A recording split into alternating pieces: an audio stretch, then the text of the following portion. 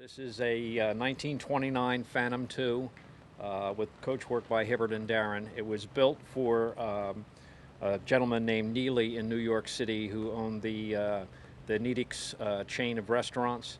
He started out with a few $100s in the early 20s, and by 1929 his restaurants did this. Hot dogs and orange juice did very well for the gentleman. This he had custom made. He bought the Rolls in London, had the chassis shipped to Paris. Hibbert and Darren did the coach work. Went over to Europe, picked up the car, and toured Europe with it for several months. So it was originally registered in France as its first registration, the French registration tag on the cowl. Subsequently, it was brought back to New York, and it was used in New York and at his estate out on Long Island. Well, now, how were you able to ascertain all of the history on the car like that? Well, actually, with Rolls-Royces, that's quite easy because the factory maintains such good records.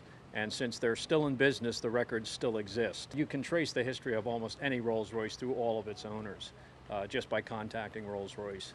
Now, what about the polish to it? Is that the way it came out?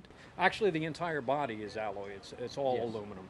But leaving a section of it as a polished feature was a common thing. It's a beautiful automobile, as all Hibbert and Darren's are, and it's one of the earliest of the Phantom IIs. It's one of the very first Phantom II chassis built. So it's a nice early example of a Phantom II.